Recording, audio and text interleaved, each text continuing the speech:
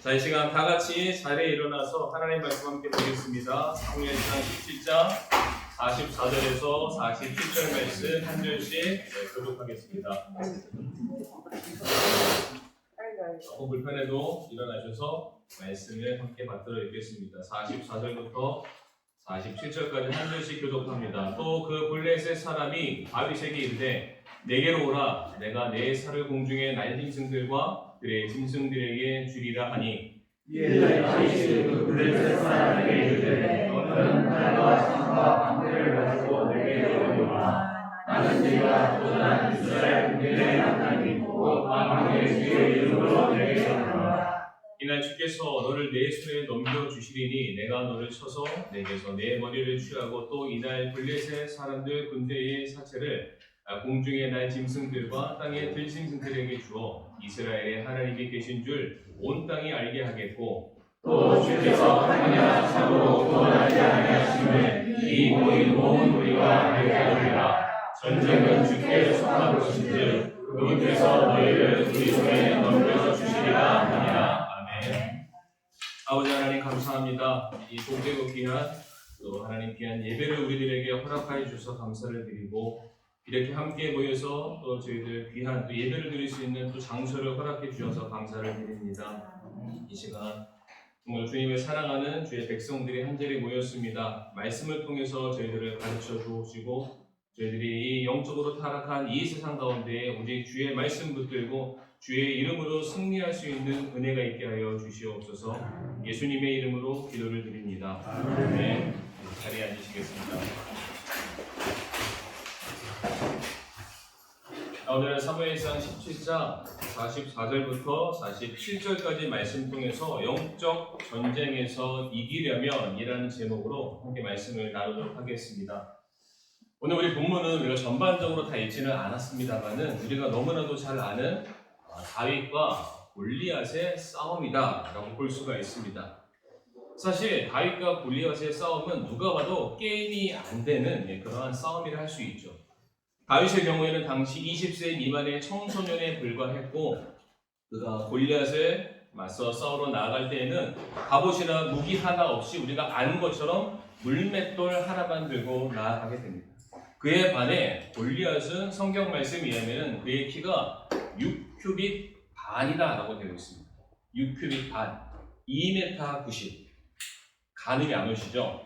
2m 90 하면은 어떻게 생각하시면 되냐면은 제 머리 위로 지나가는 이 고에 머리가 닿는다 라고 생각하시면 됩니다. 엄청 크죠? 아마 제 어깨 위에 재영이가 서 있으면은 딱 골리앗만 할 것 같습니다. 당시 골리앗이 착용했던 갑옷의 무게만 해도 그의 몸에 들어오고 있는 무게가 약 60kg 정도 된다고 합니다. 그러니까 그러한 엄청난 무게를 몸에 두르고 있어도 활동하는데 전쟁하는데 아무런 지장이 없는 엄청난 근력을 소유한 사람이 골리앗이기도 합니다. 뿐만 아니라 말씀 전반적으로 살펴보게 되면 골리앗이 사용을 했었던 창자루의 창날 무게만 7kg이라고 합니다. 성도님들 이렇게 운동하실 때 우리 여성분들은 한 2kg 정도 되는 아령에 드는 것도 막 힘드시잖아요. 근데 창날만 7kg, 창자루까지 하면은 10kg가 넘겠죠? 그거를 그냥 자유롭게 움직이는 데 있어서 전혀 어려움이 없다. 거의 뭐 쌀 반포대라고 하나요? 그런 것들을 들고 얼마든지 해도 전혀 부족함이 없는 사람이 골리앗이었습니다. 뿐만 아니라 그가 키가 너무 크기 때문에 자기를 위해서 보호해줄 방패를 들고 앞선 호위병도 있었다라고 말을 하고 있습니다. 이처럼 몸집과 무기에 기세가 눌려서 이스라엘 백성들 중에 아무도 그의 앞에 나서는 사람이 없었는데 이와 같은 대적 장수를 향해서 누가 나갑니까? 바로 소년 다윗이 맞서 싸우게 됩니다. 사실 이것은 계란으로 바위를 치는 격의 싸움일 수밖에 없는데 결과는 예상 밖으로 다윗이 승리를 거두게 됩니다. 다윗이 골리앗을 향해 던졌던 그 물맷돌이 정확하게 골리앗의 미간으로 향하게 됐고 그의 이마에 정확하게 박혀서 그 자리에서 골리앗이 죽게 되죠. 여러분들 다윗의 삶을 보게 되면은 이와 같은 오늘 본문에 나와 있는 골리앗과의 싸움뿐만 아니라 그의 생애는 늘 언제나 전쟁이 그치지 않았습니다. 다윗이 맞서 싸운 대상들을 성경을 통해서 살펴보게 되면 결코 만만하지 않았습니다. 엄청난 대적들과 수많은 나라들과 다윗은 그의 인생 가운데 늘 자기의 목숨을 내걸고 날마다 싸워야만 했습니다. 그런데 중요한 것은 우리가 알고 있는 것처럼 다윗은 모든 전쟁에서 승리를 거두게 됩니다.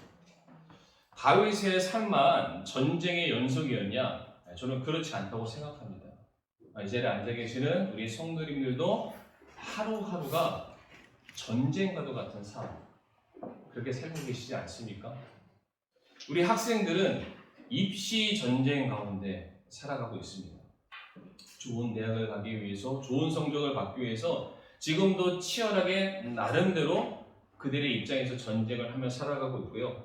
우리 청년들의 경우에는 취업 전쟁을 하면서 살고 있습니다.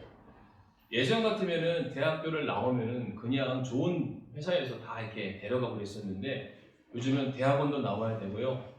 박사학위도 따야 되고 스펙도 쌓아야 되고 할 수 있는 모든 것들 다 해서 제가 알기로는 한 20대 후반에서 30대 초반이 되어야 그제서야 사회 진출할 수 있어요.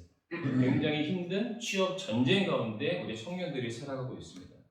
근데 직장인이 되면 끝나나요? 네, 그렇지 않죠. 약육강식의 치열한 이 세상 가운데 밥그릇 전쟁, 치열한 생존 전쟁을 하면서 하루하루 살아가고 있습니다. 날마다의 삶이 정말로 전쟁과도 같은 그런 삶이다. 그런데 구원받은 성도들에게 있어서는 이와 같은 전쟁은 당연히 있고요. 여기에 추가가 되는 한 가지 또 하나의 전쟁이 있는데 그것이 바로 영적인 전쟁이다 라고 말씀을 드리고 싶습니다. 마귀 사탄이 우는 사자처럼 우리 주변을 배회하면서 어떻게든 우리를 무너뜨리기 위해서, 우리와 하나님의 관계를 끊어내기 위해서 계속해서 우리를 공격하고 있습니다. 이 세상과 타협하도록 우리를 계속해서 유혹하고 있고요. 이 세상의 어떠한 것들에 굴복하도록 우리에게 계속적인 위협을 가하고 있다는 사실입니다. 오늘 본문에 나왔던 골리앗처럼 이 세상은 우리를 그들이 가진 힘으로 누르려 하고 있습니다. 뿐만 아니라 하나님을 조롱하고 마치 하나님이 계시지 않는 분처럼 우리를 낙담케 만들고 있습니다. 바로 이와 같이 끊이지 아니하는 영적인 전쟁 가운데 우리가 어떻게 해야 승리를 거둘 수 있을까? 다윗은 어찌하였기에 그의 인생 가운데 단 한 번도 패배하지 아니하고 날마다 이길 수 있었던 것일까? 다윗의 삶, 오늘 본문에 나와 있는 이 사무엘상 17장 말씀을 조명해 보면서 우리가 어떻게 해야 승리를 거둘 수 있는지 두 가지를 통해서 함께 살펴보도록 하겠습니다. 첫 번째로 넘어가야 됩니다. 없나요? 있어요. 밖에 보면 있습니다. 아예 밖으로 나가주세요. 이게 꼼짝이 맞아야 뭘 해먹습니다. 자, 좋습니다. 첫 번째로 저를 보시면 됩니다. 첫 번째로 영적인 전쟁에서 우리가 이기려면은 하나님께 집중해야 됩니다. 뭐라고요? 하나님께 집중해야만 합니다. 오늘 성도님들 성경책을 한번 딱 펴보세요. 오늘 본문 사무엘상 17장 말씀을 한번 보시길 바랍니다. 여기 보면은 신앙생활이라는 폴더에 있어요.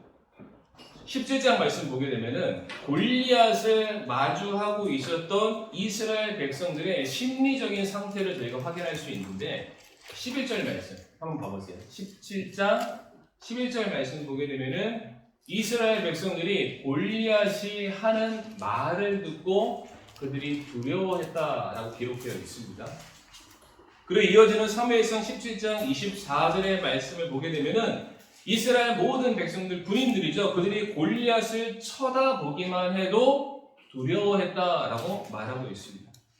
자라보고 놀란 것은 뭐 보고 놀라죠? 소뚜껑 보고 놀란다고. 이제 골리앗의 기세 등등함을 봤을 때 처음에는 그거 막 무렁차게 나와라, 나와 싸우자 이런 말 했을 때 조금 위축이 됐어요. 그런데 그 소리 듣고 나가서 골리앗을 보니까 엄청나게 큰 태산 같은 사람이 서 있는 것을 보자 이제는 골리앗의 그림자만 봐도 못하겠다, 하기 싫어요, 그냥 도망치고 싶은 그런 두려움 가운데 그들이 사로잡혀 있음을 성경이 우리에게 말해주고 있습니다. 지금 이스라엘 백성들, 군인들이 어디에 집중하고 있나요? 골리앗에 집중하고 있잖아요. 골리앗을 보고 그들이 두려워하고 골리앗의 그림자를 보고 도망치려 했습니다.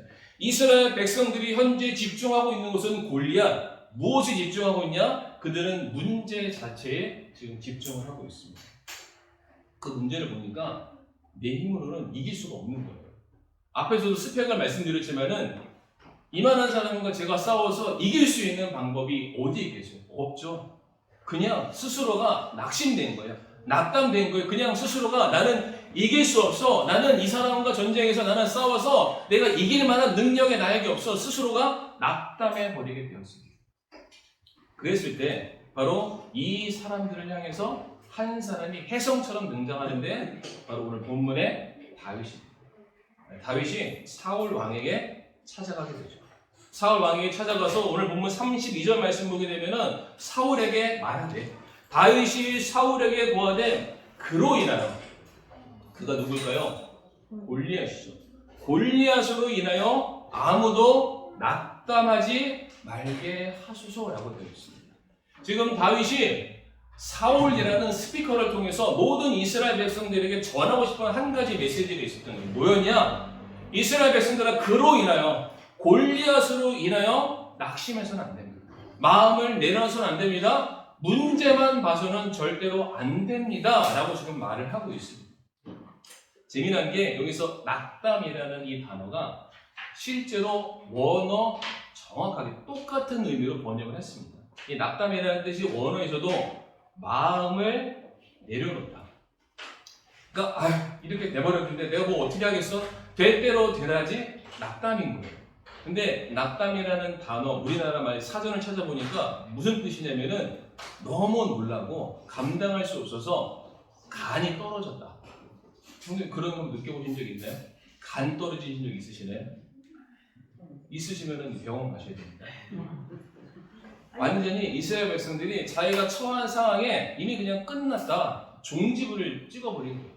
그런데 다윗이 하는 말이 무엇이냐면, 이스라엘 백성들아, 골리앗 저 문제를 보고서 너희 스스로 결정 내려서는 안 된다, 지금 그 말을 하고 있습니다. 그러면서 사울 왕을 설득하기 시작합니다. 33절부터 36절까지 말씀 보게 되면 다윗이 사울 왕을 어떻게 설득하냐면, 왕이시여, 제가 목동이었을 때, 제가 하나님께 내게 주신 그 말씀과 주님을 향한 내 믿음을 가지고 나아갔을 때, 하나님께서 나를 저 맹수들의 입에서, 그 소나기에서 나를 건져주셨던 그 하나님이 나와 함께하고 계십니다. 그 하나님이 나를 어제의 삶에도 그제의 삶에도 내가 지난 모든 삶 속에서 하나님이 나를 지켜주시고 보호해 주셨던 그 하나님을 내가 믿기 때문에 나는 그 하나님의 이름으로 말미암아 당신들이 문제 삼고 있는 골리앗 앞에 내가 나아가기를 원합니다. 지금 다윗은 어디에 집중하고 있나요? 하나님께 집중하고 있습니다. 사람들은 문제에 집중했어요. 문제 자체를 파고 고민하니까 나오는 것은 그 문제로 말미암은 결과밖에 나올 수가 없죠. 그런데 다윗은 문제가 아니라 해법을 본 거예요. 이 문제를 능히 해결하실 수 있는 거예요. 그래서 이어지는 사무엘상 17장 45절 말씀 보게 되면 다윗이 골리앗에게 말하기를, 너는 칼과 창과 방패를 가지고 내게 오거니와 나는 내가 도전한 이스라엘 군대의 하나님 곧 만군의 주의 이름으로 내게 가노라. 다윗은 자기 앞에 있는 문제보다 더 크신 분, 그 문제의 해법이 되시는 하나님의 이름을 가지고 모든 문제를 열 수 있는 만능 키이신 하나님의 이름을 붙들고 나아감으로 말미암아 골리앗과의 싸움에서 승리를 거두게 됩니다. 다윗이 어떻게 이겼다고요? 하나님께 집중한 거예요. 그런데 성도님들, 다윗이 이 골리앗과의 전쟁에서만 하나님께 집중한 것은 아니었습니다. 이미 다윗은 자기의 모든 전생애를 하나님께 집중하는 삶을 살았습니다.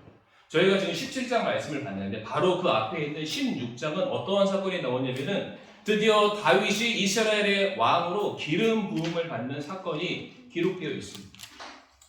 근데 이제 그 기름 부음을 받을 바로 그 무렵에 다윗이 그 기름 부음 받는 첫 번째 자리에 있었을까요? 없었을까요? 없었죠. 그렇죠? 그의 형들 8형제 중에 다윗은 양을 치고 있었고 나머지 7 형들만 그 집에서 사무엘 대언자를 만나서 기름 부음 받기 위한 모든 준비를 다 해놨습니다. 근데 성도님들이 여기서 가끔 헷갈리시는 게 있는데 왜 다윗만 양을 치러 갔을까? 다윗이 형들에게 미움을 받았습니다. 이거는 요셉 얘기입니다. 다윗 얘기는 그런 거 전혀 없습니다. 스스로 가서 양을 친 거예요. 지금 형들은 기름 부음을 받기 위해서 그 자리에 모였습니다. 근데 성경 말씀을 잘 보잖아요.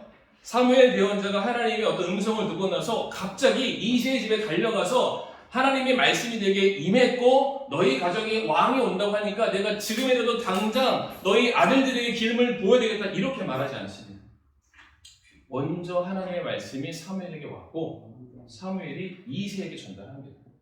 너희 집안에 하나님의 이와 같은 뜻이 있으니까 너희 아들들을 불러 모아라. 내가 갈게. 다윗은 지금 사무엘 대언자가 오는 것을 알았을까요? 몰랐을까요? 알고 있었어요. 그 기름 부음 받은 사건이 내가 이스라엘의 왕으로 설 수 있다는 그 사건이라는 것도 알고 있었습니다. 근데 어디에 갔냐면 양을 치러 갔어요. 그 형들은 출세를 하기 위해서 왕이 되기 위해서 보다 더 나은 삶을 살기 위해서 그 자리에 있었는데 다윗은 양을 치러 갔습니다. 왜 다윗이 양을 치러 갔을까요? 이미 다윗의 마음에 있어서 하나님은 그분의 왕이셨어요. 이미 사울이라는 왕이 그 인간이라는 왕이 자기의 힘과 권력과 인기와 명예를 붙들기 위해서 그가 스스로 왕처럼 스스로 교만하게 되었을 때 모든 것이 무너졌던 것을 다윗이 옆에서 봤잖아요. 인간의 힘으로는 스스로 왕의 자리에 올라갈 수가 없습니다.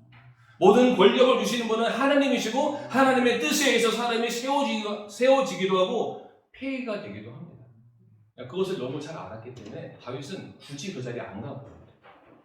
그냥 애당초 하나님이 나의 왕이셨습니다. 이미 내가 살아가는 모든 인생 가운데 하나님이 날마다 나를 지켜주셨고 하나님 나와 항상 동행하셨고 내 필요를 채워주신 나의 왕이신 하나님. 그래서 시편 23편 말씀 보게 되면 주는 나의 목자시니 내가 부족한 게 없다. 이미 모든 것이 충족되어 있는 상태였습니다. 내가 하나님께 붙들려 있는 한 내 삶의 모든 것이 완벽하게 구비가 되어 있는데 내 스스로 왕의 자리에 올라갈 필요가 없잖아요.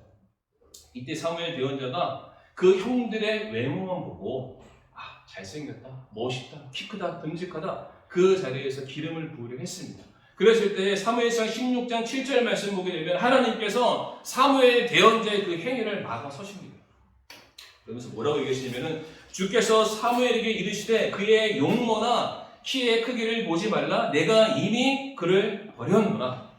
그러니까 하나님께서 사울이라는 사람 모든 이스라엘 백성들이 우리에게 왕을 주세요, 왕을 주세요 했다가 세웠는데 그가 실패했던 것을 내가 봤노라. 더 이상 나는 사람의 외적인 스펙, 그의 외모, 그의 힘, 그의 권력 이런 거는 나는 따지지 않는다. 주는 사람이 보는 것처럼 보지 아니하나니 사람은 겉모습을 보나 주는 마음을 보나 중심을 보신다라고 말씀하십니다. 그러시면서 이어지는 사무엘상 16장 12절 말씀 보게 되면은 저 다윗에게 기름을 부어라. 그러니까 이 마음의 중심이 나라는 사람을 높이기 위한 삶을 살고 있는지 아니면 하나님을 중심으로 하나님을 집중해서 하나님의 영광을 위해서 살아가고 있는지 하나님께서 이미 다 판단하셨다는 거예요. 다윗은 그의 평생의 삶이 누구에게만 초점을 맞추고 있었냐면 하나님에게만 집중하는 삶을 살게 되었습니다. 바로 그와 같은 삶을 살았기 때문에 하나님께서는 다윗을 왕으로 쓰실 수밖에 없는 거예요. 그의 입술과 그의 삶을 통해서 그의 손과 발을 통해서 드러날 하나님의 영광을 하나님께서 아시기 때문에 그를 들어 사용하시기를 누가 기뻐하셨냐면은 하나님이 기뻐하셨어요. 성도님들, 에베소서 6장 10절 말씀 보게 되면은 이와 같은 말씀이 기록되어 있습니다. 에베소서 6장 10절 말씀 한번 찾아보실까요? 에베소서 6장 10절 말씀 찾으셨으면은 같이 한번 읽어보겠습니다.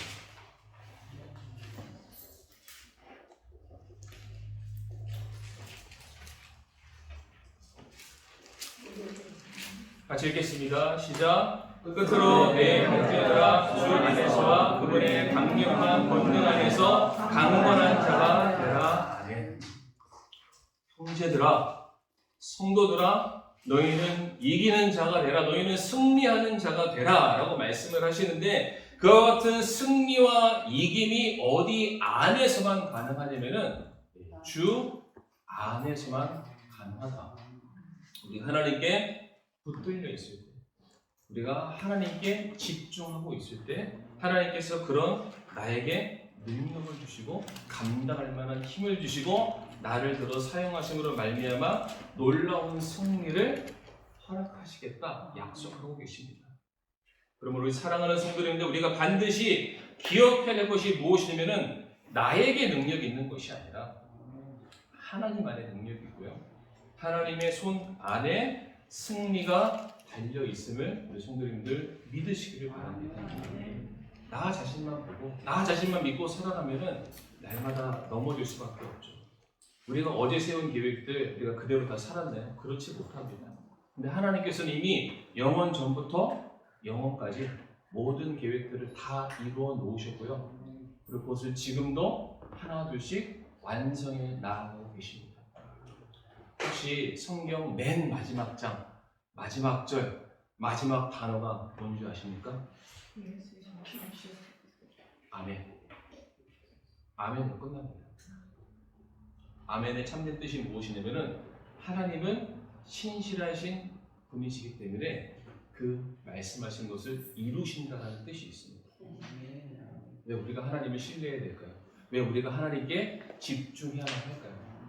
하나님은 모든 것을 다 이루시는 분이시기 때문에 천지를 주관하시는 분이시고 우리의 진정한 왕이시기 때문에 우리가 그분에게만 집중할 때 그분이 우리들의 생명과 우리들의 삶과 모든 문제를 이미 해결해 주실 수가 있는 것입니다.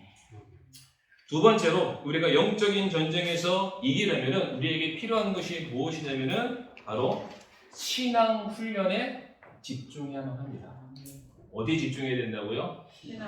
신앙 훈련에 집중해야 된다. 첫 번째는 우리가 하나님께 집중해야 된다면 이제는 신앙 훈련. 아무리 신체적인 조건이 좋은 사람이라 할지라도 열심히 연습하는 사람 이길 수 없습니다. 그러니까 준비된 자가 기회를 얻는다라는 그런 말처럼 다윗의 경우에는 평상시에 너무나도 완벽하게 준비가 된 삶을 살았던 사람입니다. 예를 들어서 지금 다윗이 오늘 본문 17장에서 골리앗과의 전쟁 앞에서 전쟁해도 됩니까? 나가서 싸워도 됩니까? 허락을 받기 위해서 사울 왕 앞에 섰잖아요. 그런데 이미 다윗은 이때뿐만 아니라 그 전에도 먼저 사울 왕 앞에 섰습니다. 그 16장에서는 다윗이 하프를 잘 펴서 그것 때문에 사울이 악한 영이 시달리고 있었기 때문에 그것을 해결해 주기 위해서 사울 왕 앞에 한번 섰고요. 또 한번 오늘 본문에서 그가 맷돌질, 돌매질을 너무나도 잘하기 때문에 그것으로 말미암아 적군을 물리치기 위해서 또한 다윗이 사울 왕 앞에 서게 됩니다. 먼저 우리가 돌매질이죠. 물맷돌인가요? 헷갈리네요. 돌팔매질. 돌팔매질. 이거 먼저 잠깐 얘기할 텐데 성도님들 이 돌팔매질 해보신 적 있으시나요? 이거 해봤으면 오래되신 분이세요. 옛날 분이세요. 옛날 분. 저는 정말 초등학교 때 한번 쥐불놀이 한번 해본 적은 있는데 돌팔매질은 못 해본 것 같아요. 어쨌거나 이 돌팔매질의 위력이 얼마나 세냐면 던졌을 때 시속 150km에서 190km 정도 나온다고 합니다. 가늠이 되시나요? 초1류 야구 선수가 공을 제 아무리 빨리 던져도 160km 이상이 안 나옵니다. 물론 그보다 훨씬 더 없는 그 사람들을 파이어볼러라고 불러요. 엄청나게 빨리 던지는 사람. 근데 그런 사람들은 전세가 얼마나 야구하는 사람이 많겠어요. 손에 꼽을 수가 있어요. 사람의 힘으로 던질 수 있는 그 속도를 상회하는 엄청난 속도로 이 돌을 던질 수 있다는 거예요. 근데 한 번은 제가 뉴스에서 봤는데 야구 선수가 공을 딱 던졌다가 몸에 맞는 거를 데드볼이라고 하잖아요. 맞은 거를 이제 벗겨서 딱 보여줬더니 공은 분명히 이만한데 주먹만한데 여기에 이따만한 몸자국이 있는 거예요. 그래서 사람이 그 맞고 나서 막 죽어라 막 대화되고 막 굴더라고요. 근데 그 공보다 더 작은 이 돌멩이, 마치 총 안에 들어있는 탄피어 같은 작은 돌 하나가 이마 중각을 향한다고 한번 생각해 보세요. 피할 수 있는 사람. 우리 하준이나 재영이는 피할 수 있어요? 생각 안 해봤죠? 못 피합니다. 그냥 맞으면은 죽을 수밖에 없어요. 근데 제가 왜 이걸 설명드리냐면은 다윗이 이것을 던졌을 때 골리앗을 향해 던졌을까요? 아니면 전혀 다른 방향으로 던졌을까요? 이게 어려운 질문인가요? 다윗이 돌팔매질을 딱 했을 때 이 돌이 딱 골리앗과 전혀 상관없는 저 서쪽을 향해서 던졌고 아니면 저 북쪽을 향해 던졌고 지금 골리앗은 동쪽에 서 있는데 다른 방향에 던졌을까요? 골리앗이 서 있는 방향을 향해서 던졌겠죠. 사사기 20장 16절 말씀 보게 되면은 베냐민 지파에 대한 설명이 있는데 이 온 백성 가운데는 선정된 왼손잡이 700명이 있는데 그들은 각각 무림대로 돌팔매질을 의미합니다. 돌을 던져 머리털만큼도 빗나가지 아니하게 하는 자들이었다라고 되어 있습니다. 이 돌매질을 하게 되는데 저 멀리에 머리카락 하나 세워놓고 그것을 맞히는 사람이었다라는 거예요. 그만큼 저격에 능한 사람. 그런데 다윗의 실력이 이와 같았다라는 거예요. 다윗이 골리앗을 바라봤을 때 내가 저 미간에다가 맞춰서 던져야지. 그동안 수많은 시간들을 통해서 충분히 연습이 됐던 겁니다. 제가 초등학교 때 저희 전도사님 한 분이 저한테 웃긴 얘기를 해줬는데 이게 뭐였냐면 아까도 설명드렸던 거랑 비슷한데 다윗이 골리앗이 무서워서 이상한 데로 돌을 던졌대요. 근데 하나님께서 역사하셔야 되니까 그 잘못된 방향으로 날아가는 돌을 붙잡아서 이렇게 쭉 해서 골리앗 이마로 딱 던지셨다 이렇게 얘기를 했습니다. 네, 그거는 이제 웃으라고 저한테 해준 얘기인데 다윗이 전혀 쓸데없는 방향으로 던진 게 아니죠. 그동안 연습해 왔던 것처럼 골리앗을 향해서 정확하게 조절하고 던지게 되었을 때에 그 뒤에 하나님께서 마치 순풍을 불어주시는 거죠. 지지난주인가요? 사도 바울이 성령님의 인도하심을 받아서 마게도냐로 가게 됐을 때 원래는 배를 타고 5일 되는 거리였는데 하나님이 순풍 불어줬을 때에 이틀 만에 당도했다. 아마 기억하실 겁니다. 마찬가지로 소년 다윗이 얼마나 힘이 있었겠어요. 그런데 그것을 정확한 방향으로 던지게 되었을 때 하나님께서 그 평상시에 훈련된 것 그 위에 능력으로 함께해 주셨을 때에 그것이 단 한 방에 골리앗을 못 지르는 그런 도구로 쓰임받았다. 근데 마찬가지로 하프도 그렇습니다. 성도님들 다윗이 사울 왕의 그 악한 영에 시달려서 그 침체되어 있는 그 영혼을 회복시켜주기 위해서 사울 왕 앞에 서게 되는데 시편 81편 2절 말씀을 성도님들 한번 찾아보실 수 있나요? 원래는 이 앞에 화면에다 준비를 했는데 시편 81편 2절 말씀 보게 되면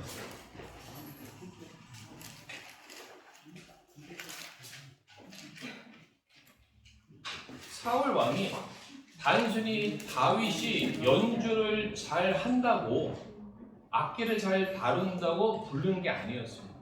연주를 하는 것도 굉장히 중요한데 시편 81편 2절 말씀 보게 되면 시를 읊으며 작은 북을 여기로 가져오고 흥겨운 하프를 비파와 함께 가져올지어다 라고 되어 있습니다. 왜 연주를 하냐? 북이 됐던 피리가 됐던 하프가 됐던 왜 연주를 해야 되냐? 단순히 음악으로 어떤 소리로만 하나님께 영광 돌리기 위함이 아니라 시를 읽기 위함이에요. 시. 누구를 위한 시일까요? 하나님을 향한 시죠. 내 삶에 선하게 역사하시고 나를 인도하신 그 하나님에 대해서 우리가 간증할 수밖에 없잖아요. 나를 지키시고 나를 도우시고 나를 살리시고 나를 먹이시고 입히시는 하나님에 대해서 다윗은 홀로 양들을 치는 그 가운데, 맹수의 위협 가운데, 한밤에도 집에 돌아가지 못하고 홀로 있는 그 순간 가운데 얼마나 하나님을 향해서 그가 기도하고 하나님께 내어달리는 그런 시간을 보냈어요. 그 시간마다 다윗은 하나님께 무릎 꿇고 기도했고 말씀을 통해서 하나님께 집중하는 그런 삶을 살았기 때문에 다윗의 삶에는 하나님을 향한 간증이 넘쳐날 수밖에 없습니다. 근데 그 간증이 자기 마음 안에는 있지 않죠.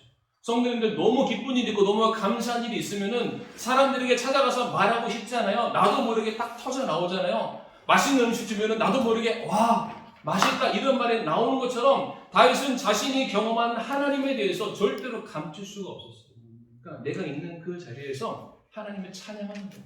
내가 가지고 있는 조그마한 악기를 통해서 음율이 있는 기도죠. 하나님을 찬양하면서 하나님, 정말로 하나님의 영광 받으셔야 되는 그런 분이세요. 하나님은 만왕의 왕이세요. 하나님은 나를 지키시는 나의 진정한 왕이십니다.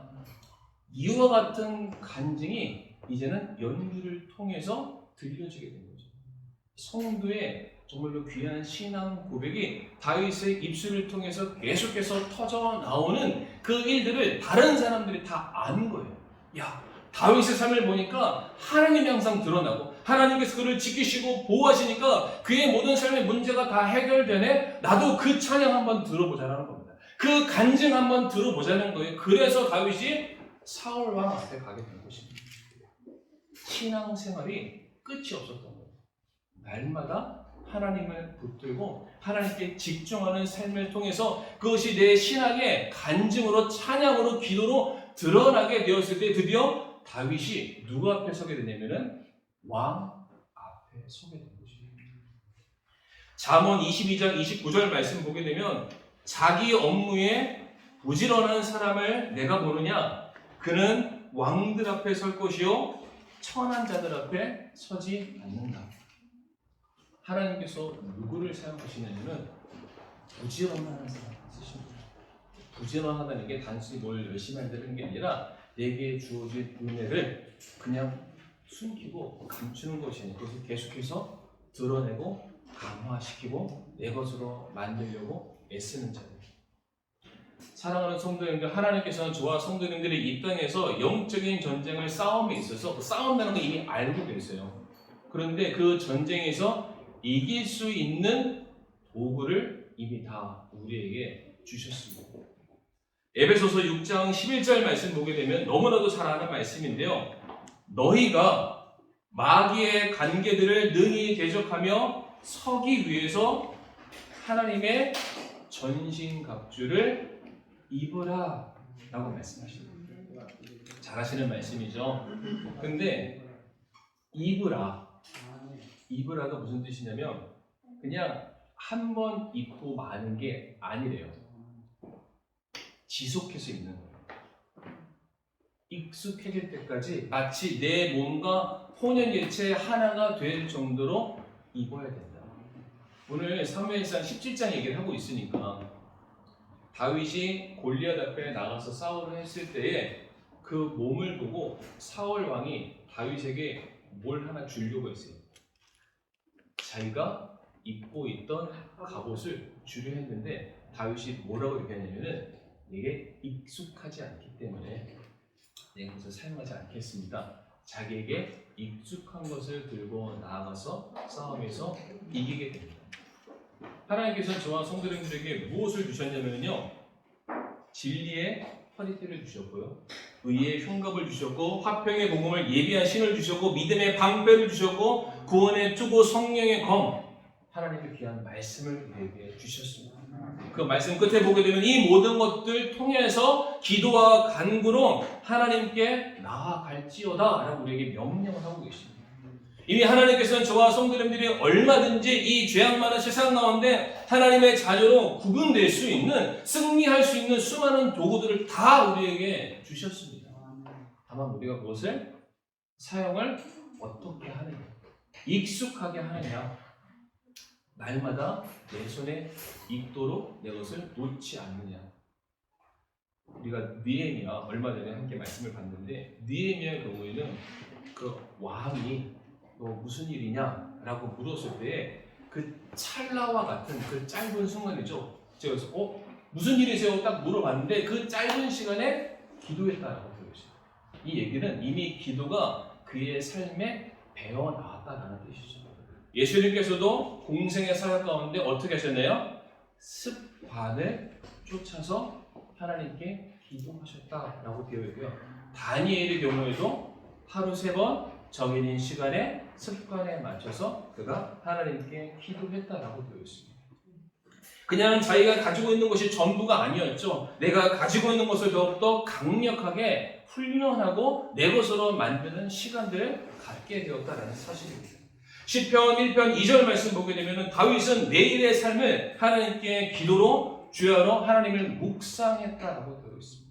또한 시편 143편 8절 말씀 보게 되면 내가 주를 신뢰하오니 아침에 나로 하여금 주의 인자하심에 대해서 듣게 하소서라고 고백합니다. 우리가 이제 화면에 만들어놔서 설명을 할 수 있는데 다윗이 아침마다 하나님께 나아갔어요. 아침이라는 것은 단순히 해가 뜬 새날을 의미하는 것이 아니라 내게 새 생명을 주신 하나님을 향해서 내 삶을 바치는 신앙 고백을 다윗이 했다는 거예요. 오늘도 새날을 맞이하게 주신 나의 하나님, 오늘도 나에게 새 생명을 주신 나의 하나님, 내 인생을 주관하시는 나의 하나님, 내가 하나님의 뜻을 알고 그 뜻대로 순종하며 나아갈 수 있는 자가 되기 위해서 이 시간 내가 무릎 꿇고 하나님께 기도하오니 내게 알려주세요. 내가 뭘 해야 될지, 무엇을 붙들어야 될지 저 알려주세요. 제가 그것을 순종해서 그것을 나의 영적인 무기로 삼아서 내가 맞서는 모든 죄와의 싸움에서 제가 이기고 승리하기를 원합니다. 다윗이 그렇게 내일의 삶을 고백했던 그런 사람이었습니다. 이처럼 신앙의 훈련에 있어서 다윗이 쉬지 않았기 때문에 그는 그가 만나는 모든 적들, 골리앗뿐만 아니라 그의 인생에 오고 오는 모든 전쟁들 가운데서도 다윗이 승리를 거둘 수가 있었다는 사실입니다. 영적인 전쟁에서 우리가 이기기 위해서 오늘 필요한 것 2가지를 말씀드렸는데 첫 번째가 뭐였었나요? 하나님께 집중하는 것입니다. 내 안에는 이길 만한, 믿고 의지할 만한, 힘으로 여길 만한 그런 근거가 선택인데 어디에도 없습니다. 오직 하나님에게만 승리가 있음을 믿으시기를 바랍니다. 그리고 그 하나님께서 이미 우리에게 이길 수 있는 수많은 영적인 도구들을 주셨죠. 하나님의 진리의 말씀, 약속의 말씀, 변치 않는 말씀 우리에게 주셨고, 또한 우리가 하나님의 이름으로 주 예수 그리스도의 이름으로 간구했을 때에 우리의 기도를 들으시고 역사하신다라고 말씀하고 계십니다. 그와 같은 일들, 신앙의 훈련을 게을리하지 않는 그런 말미암아 우리들의 삶의 모든 영적인 싸움에서 날마다 승리할 수 있는 저와 우리 사랑하는 성도님들이 될 수 있기를 간절히 바라겠습니다. 지금 다 같이